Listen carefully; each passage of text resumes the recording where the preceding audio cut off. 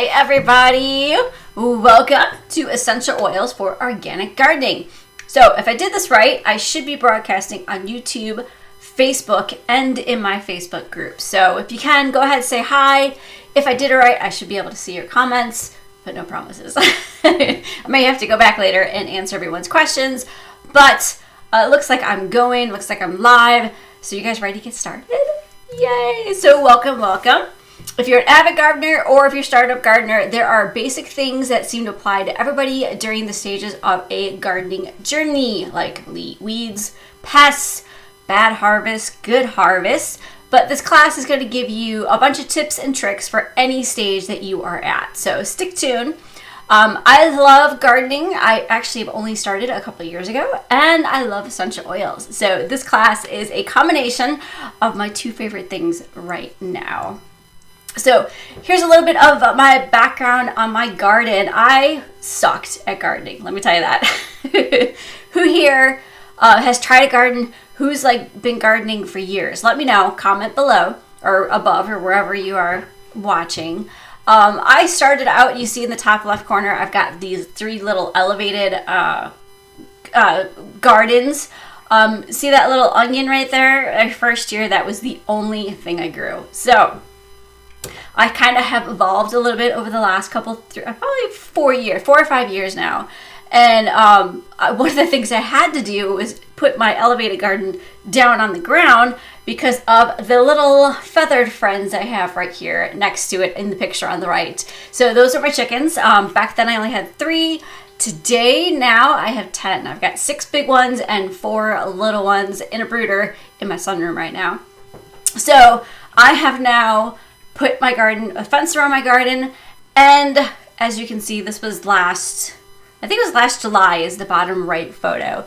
It is lovely, it's green, it's full of life. So if you are just starting out gardening, don't give up, keep going, because it is worth it in the end, and every year you'll just get better and better. So there is one really statistic that I just came across. I thought that was very cool. The average home garden of 300 square feet saves an average of $350 on food costs. So what do you guys think? Worth having a garden? Worth doing some extra steps to have an organic one? Because I'll tell you right now, I save a whole lot more than $350 on my food bill for my food, because I eat all organic because of an autoimmune disease I have. And if you have been trying to buy organic fruits and vegetables lately, it is super expensive and it's super hard to find a lot of things. So I love having my garden. I actually have now gotten into canning and to preserving, all that fun stuff. So once you get going, there's nothing stopping you. You just keep on going. So it's a great way to save a little money. And for me, it's also a great distressor. I love just going in the garden. It just brings my stress level down. You can just feel everything just get grounded. I love it so much. So what are essential oils? If you're new to essential oils for gardening or just in general, essential oils are basically the lifeblood of a plant. So it's referred to a lot of times as the immune system of the plant. So they are really great things for many uses. So it can be part of the plant with either the stems, the leaves, the bark, depending on which oil you're using and depending on which distillation method that they're using. So oils have so many different uses, and there's so many different ways to use them. So I do want to give one word of caution. I would definitely make sure, if you're using these in the garden for organic gardening, make sure you have really good oils. I use Young Living. I love their Seed to Seal program. I know it's good quality. I know they're not going to put any junk or anything else in those oils. So make sure you use a really good oil. Please do not use the oils that you can find at Target or Amazon or Michael's, like the really cheap ones, the ones that cost just like $2 or $3 a bottle, because more than likely those have actual toxins in them, and you don't want to be growing your food. It actually probably will kill your plants if you use them. So make sure, if you're not using Young Living, make sure you're using a really good 100%, nothing else in the bottle but essential oil. So if you haven't already, please go ahead and use the link below. all of the stuff I'm going to go through tonight, there's recipes. There's lots and lots of recipes. I have a handout, so don't worry about taking screenshots or writing stuff down. I also have a couple extra little bonuses in that little packet. I got some like little plant profiles. I've got a little grid so you can lay out stuff, some planting stuff, like a task list for your garden. So go ahead, click the link below, grab that PDF. It's got all the recipes in here, plus a bunch of other goodies. So the first thing we're going to talk about is an outdoor spray. Bugs be gone, basically. So, outdoors are great. Right now, outdoors are wonderful because there are not too many bugs, but soon to be, there are going to be a ton of bugs. So it's no secret that bugs can totally ruin your garden plans, from eating your plants to eating you, and they really can take your gardening and just like right now, I'm battling aphids. Oh boy, my tomato seedlings aren't looking so good, but I'm working on it. And I'm using lavender to kind of help get rid of them. So insecticides or sprays made from hard chemicals can certainly cost you and the environment, but they can also lead to bioaccumulation of toxins in your body. So obviously, I like to eat organic, and I don't want to be putting that glyphosate or any of that other stuff in my garden or on me. So I can easily make my own outdoor spray. So you can see the recipe right here. You got witch hazel, distilled water, thieves, lemon, rosemary, or citronella. Put those all into a nice spray bottle and you can use those. Or if you're a little short on time, Young Living has its own insect repellent that it sells. It has it in wipes and it has it in almost like an oil. So you can use either of those. But a lot of this outdoor sprays, I don't want to name the brands, but that Off of the Bug brand has a lot of chemicals in it that you just don't want on you. It's great to just, have something that you can trust. So I do either make my own outdoor spray, or lately actually I've been using the wipes because they're just so easy. But it's so easy, and it's also easy to put on your plants. So this is what I was talking about before, like your indoor plants. You can put this spray around it. I don't typically spray too much on it, even though they say it's okay. I don't know, I just seem like it may not be okay. But I will spray around it, or I will spray around the dirt around the plant, or the actual pot itself. And that just kind of keeps the bugs. The bugs will sniff it and they're like, no, I don't think I want to. And then they'll go somewhere else. So you do have to make sure they're not anywhere else in your house. So how about pets? Who's got pets in the garden? Obviously, I've got chickens. I built a whole fence around my garden. So that fence also keeps the dogs away too, which is nice. Because there was nothing more annoying than when the dogs would come and pee in my garden. Oh, I hated that. So a simple and safe way to encourage them to stay away is by using scents. Dogs dislike the smell of black pepper, and cats dislike the smell of rosemary. So therefore, they'll stay away from those areas. So again, here's a nice little spray that you can make, or you can put this in a bucket of water and put some strips of cloth, some cheesecloths or just some old t-shirts or something like that, and soak it in that, and then just put it around your garden. So actually, one of the things I just did today, and if you saw my reel on Instagram, what I did was take some cheesecloth and I just tied it around my cute little markers, and I took a bottle of thyme and I put a couple drops on that cloth, and that is supposed to help keep the cabbage flies away, which those destroyed my cabbages last year. So that's going to keep those away. But the only thing is that you have to reapply them if there's a lot of rain. So if there's a lot of rain, this will kind of wash out everything. So if there's a lot of rain, then you probably want to take those strips of cloth and go soak them again, or go just put a couple drops on the actual cloth itself. So the other thing I'm going to be doing is planting right next to it a thing of basil and a thing of thyme. So that helps to keep the cabbage moths away, because it basically disguises their scent. So the cabbage moths only can smell the basil or the thyme, so they just don't think that there's anything there to eat, and they just fly away and go find somewhere else, which is perfect.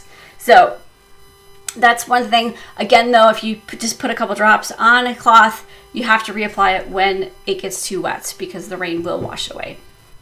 So, how about weeds? Do you guys got weeds in your garden?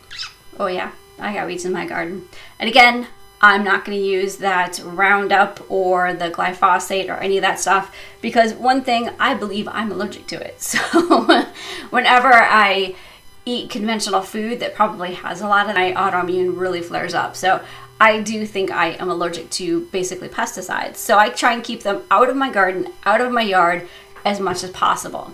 So one of the ways you can do for weeds is you can spray the weeds with a little bit of a bottle. Just put 4 ounces of distilled water and put 20 to 50 drops of cinnamon bark, and then just spray the grass or whatever is growing.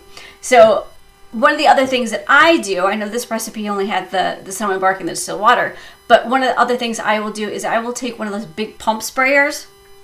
I will put a gallon of vinegar in there, a little bit of water, a little bit of Epsom salt, and about 50 drops of the cinnamon bark, and then I will just spray the grass or whatever I think. But I do also have a big yard, so that's kind of why I make the big pump sprayer of it.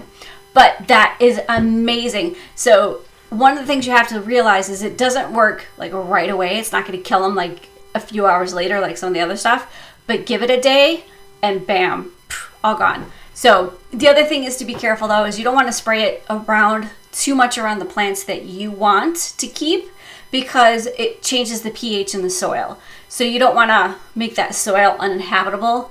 So just make sure you spray it on the plant itself, or just keep it in a very narrow spray so it's not like getting all over the place. So otherwise, you can also do this plant love spray, which is basically the opposite. And this is great for the plants. It has 10 drops of tea tree, peppermint, and citronella to it.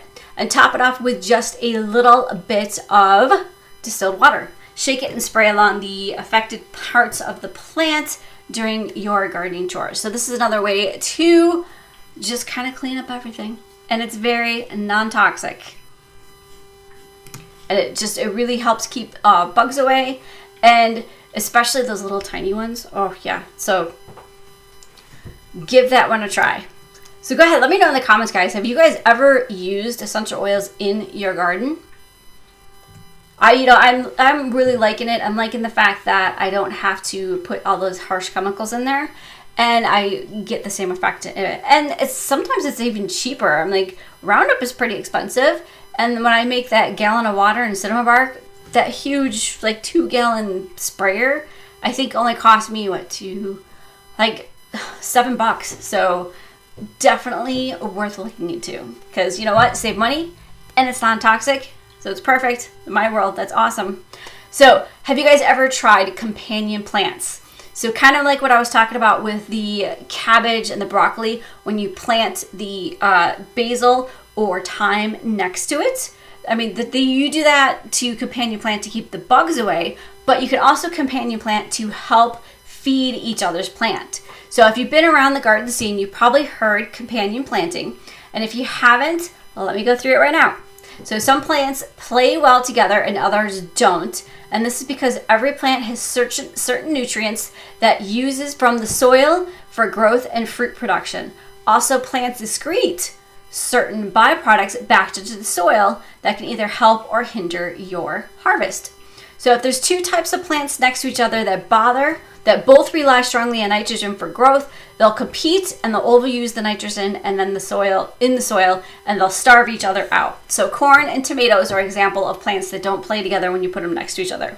Conversely, if you plant two types of plants next to each other that eat different nutrients, they'll work together to promote each other's growth. A good example of this is tomatoes and carrots. So they work together in the soil. Therefore, you can plant them next to each other and it will result in a more bountiful harvest. So you're asking me, okay, Jen, what does this have to do with essential oils? Well, essential oils are made from the plants, so consider using oils instead of those companion plants, especially like if you're running out of room or that companion plant you just don't like. So for example, if you're looking to plant lavender next to green beans, you can grab your lavender essential oil instead and create a companion spray to use on the soil and leaves of the plant using this guide. So add 10 to 15 drops of the corresponding essential oil to a 4-ounce glass spray bottle and top it with distilled water. Shake it before each use and then just spray it. So you can see on this little chart here, and if you download the little PDF that I have, this is in there, so don't worry about trying to write it all down. So green beans love lavender and basil, broccoli, basil and thyme, carrots like sage. Have you guys noticed this? Vegetables and herbs together. So if you've ever like put your herb garden in a different section instead of into your actual vegetable garden, look at this chart and maybe kind of combine them together. So onions, German chamomile, which is actually more of like a flower. Potatoes go with basil and sage, and tomatoes with basil. Oh, not to mention tomatoes and basil together when you eat are amazing if you haven't tried that. So again, whatever you're looking to companion plant, add 10 to 15 drops of that essential oil to a 4-ounce glass of distilled water and just shake it, and you can just spray it. So give it a try. I did try this before with the broccoli and the basil, and it actually did help my broccoli. I mean, it's hard to say if it just was a good broccoli year or if that helped, but I do think it did help. So Pollinator Party Spray. So this is a fun spray. You guys always know there's certain types of vegetables and fruits that you need to have a pollinator. Fruits like peppers can stand alone and produce the fruit, but like cucumbers need to have a pollinator. So here's a great way to attract some of them. So if you don't have a lot of space in your garden to put a bunch of flowers and all of those things that attract bees, you can try using this spray. So bees and butterflies are some of the friendliest insects you can get into your garden. Without them, you're going to have measly harvest and disappointed that all your hard work didn't result in delicious produce that you wanted. So pollinators are attracted to the smell of flowers, and luckily some of the wonderful essential oils are distilled from flowers, so it is so convenient to try and use them. Create a spray using essential oils and spritz on the flowering buds of your garden to encourage pollinators to come in and get the job done. So all you need is 6 to 8 drops of lavender, 6 to 8 drops of orange, and 4 ounces of distilled water. Mix them together in a 4-ounce 4-ounce glass spray bottle. Shake it and just spray it right on and wait for all those guys to come. All right, so again, I would not spray it on right before a big hard rain or anything like that. So make sure there's not a lot of rain, or if you do get a lot of rain, go ahead and spray it again. So go ahead and try that. I actually have a lot of flowers in my yard, so I don't have to do this one too much. So go ahead and use it, guys, and let me know how it works. So tending the harvest is amazing, right? You know, it's fall, late summer, fall, and all your hard work and patience has paid off, and you're getting all of that delicious vegetables and fruits from your garden. But you'll find that sometimes the fresh produce goes bad before you can eat it, right? Yeah, we've all been there, right? And it's because bacteria rest on your fruit, and without the support of the plant, the fruits and vegetables break down and can easily get nasty spots on them. So as you can see, it's important to always wash your fruits and vegetables, and if you keep your family from ingesting all of that gross stuff too. So again, if you get it from the garden or you get it from the store, you definitely want to make sure that you get it really washed off well. So I always use the Thieves Fruit and Veggie Soak because it's just so easy to use and so simple, but you can make your own. So you can use that with a little bit of lemon, a little bit of the Thieves, and you can kind of soak it in the warm water, and you'll be amazed at how much dirt comes off when you soak it in the Veggie Soak. So it's very, very convenient to get the Veggie Soak, but like I said, you can also use the Thieves, so a little bit of the lemon oil and the Thieves oil, because you can use that one too. So super easy. Go ahead, wash them off like that, and you'll be good to go. So if you, for some reason, bring in some of those little pesky little flies, you know what I'm talking about, right? You can go ahead and try this diffuser recipe. So it's 2 drops of basil, 2 drops of peppermint, 2 drops of lavender, 2 drops of clove, and 2 drops of eucalyptus radiata. So go ahead, put that in the diffuser, open your windows, and hopefully the bugs will all fly out because they do not like the smell of that combination. All right, so canning season is upon us, right in the fall. You guys have done such a great job of your gardens and you're collecting everything, and you're gonna can. I know I'm gonna be canning tomatoes, lots and lots of tomatoes this year. That is definitely on my list. So one of the things that you can make out of those canned tomatoes is spaghetti sauce, right?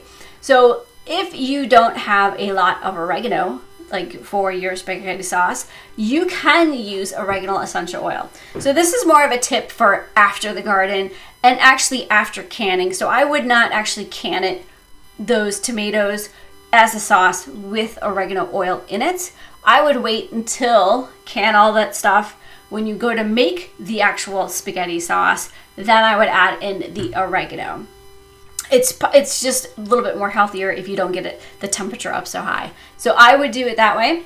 So when you go to warm up the spaghetti sauce, I would go ahead and add 1 or 2 drops of oregano oil in it. And you only need, like if you're just making a regular pot, you only need 1 drop. If you're making a big pot, maybe 2 or 3. So go very, very slow with the oregano oil because it's super strong, but it is great for cooking. Anytime that you just don't have those fresh herbs or anything, it's really great to use the essential oil. So it's so simple. Like I said, less is more when you are doing the oils. All right, so for the gardener, you know what? In season, our bodies are so sore because we've been doing so much work. So you need to give yourself a little bit of love on those muscles. So a great thing to use is Deep Relief is a great way to use, or Panaway on those sore muscles. You simply roll it or drop the oil in that area that is giving you grief, and you can just rub it on it. It feels great. So the other thing you could do is, how about a little skin love? So a lavender is something that nobody should ever be without. Gardener or not gardener, everybody should have a little bit of lavender. It's great to cleanse and soothe minor skin irritations, and it's just great just to relax you too. So don't forget a little bit of that. And if you need a little bit of a smoothing, you get our little smoothing stick here, get those rough patches or whatever, go ahead, try this one. It is 5 drops of lavender, 5 drops of purification, 3 drops of peppermint, and a carrier oil of your choice. I like to use the fractionated coconut oil, but you can also use olive oil or any of those others. Avocado oil is a good one too. So just add those all to a little roller ball. I forgot to grab one. I don't think I have one. A little roller bottle, and it's great to keep on hand. And anytime you need a little bit of skin help, just go ahead and roll it right on. Very, very easy. All right, so guys, that's what I have in this quick little class. Please go ahead. Are there notes? Oh, yes. Sorry, I just saw this little comment. I don't know who you are, but here we go. It's just his Facebook user. There are notes. If you look in the link above or below, depending, I think in Facebook it's above, you will see there's a link there for a PDF. So it's a whole great little booklet. Go ahead, download it, and you can print off the pages as you need them to fill them out with the little grid and everything. But it also has all of the recipes in it too for you. So really, really great. Those recipes are amazing. So go ahead and print those out. Keep them on hand because they're really great. So if you do want to get into any of these oils, there is a link below that'll bring you right to a cart that has all of them. If you're not part of our team, go ahead, get in the team. We do have some little extras. I've got my Ditch the Toxin course that you will get into. You get specials for our group, and we also have a brand new group, a member center, I guess you call it, with lots of great classes, and Robin does even more classes. So great thing to get into. So I just want to say thank you, everybody. I don't see any other questions, but obviously I didn't do something quite right because it just says Facebook user and it's not telling me who it is. But feel free, if you're watching this on the replay, go ahead, comment below if you have questions. I will go back and answer them. And I hope to see you guys in the next video. Bye.